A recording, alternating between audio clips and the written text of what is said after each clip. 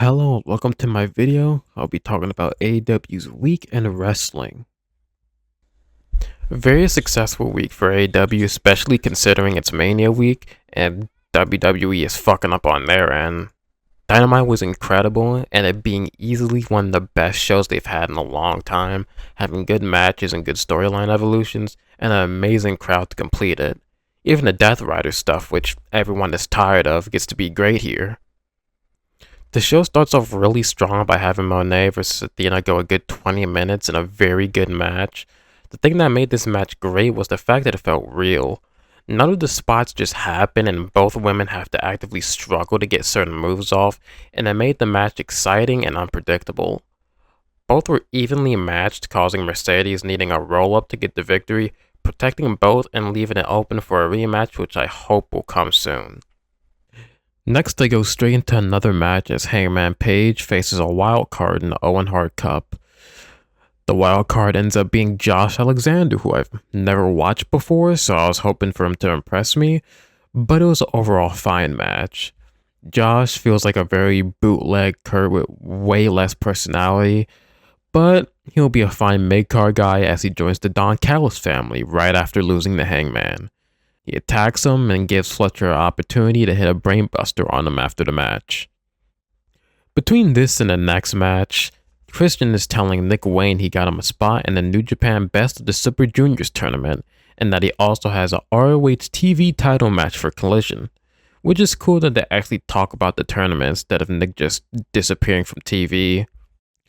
The Hurt Syndicate have an alright match with the Gates of Agony, but what happens after is more important as MJF comes out and tries to bribe them with women and gives Sheldon his watch. It almost works too, but they still aren't buying it.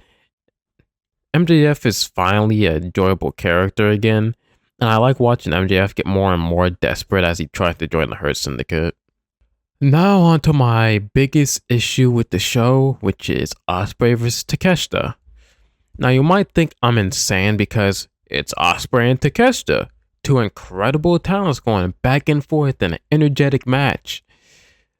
But you see, I don't like Ospreay. So when he has basically the exact same match he's had with like 10 different people, I start to get less impressed and interested. There's going to be 5 finisher kickouts. There's going to be 10 reversal sequences. There's going to be no cells. There's going to be kickouts at 1. I get deja vu watching Ospreay matches because I've seen all this shit before.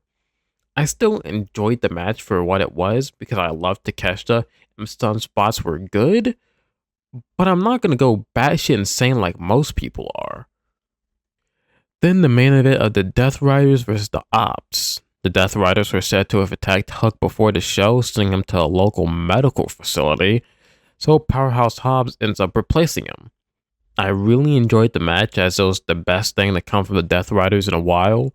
They built everything up perfectly and it ended up giving a very satisfying finish as Joe makes Mox tap and many of the faces from the roster come out to celebrate, as this is the first pillar to fall for the Death Riders. Collision wasn't as grand as Dynamite was, but it was still fairly fun. Death Riders came out mad after they lost their trios titles, and Mox challenges Joe to a match since he made Mox tap, while also noting that he doesn't like the Bucks since they tried to interfere in their match on Dynamite.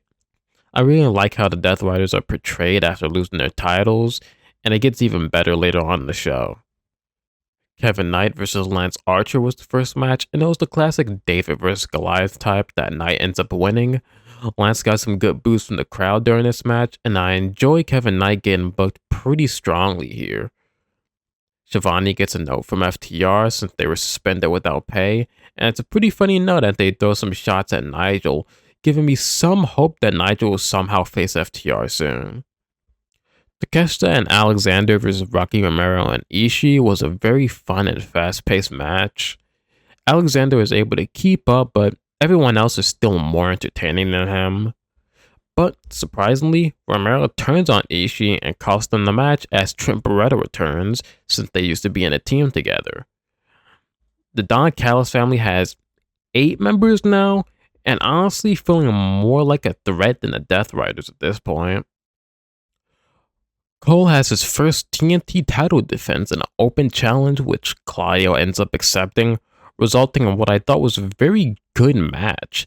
I didn't like Cole versus Garcia at Dynasty, so I already didn't feel good going into this title reign, but Claudio got a great match out of Cole, and Claudio ends up losing via roll-up, causing him to flip the announce table in anger until the rest of the Death Riders come out to try and calm him down, leaving the commentators without a table for the rest of the show, which is really funny. Rush returns with LFI to beat up some jobbers. I wonder how long till Rush is off TV again. Nick Wayne has a good match against Commander, and I didn't expect Nick to actually win the ROH TV title.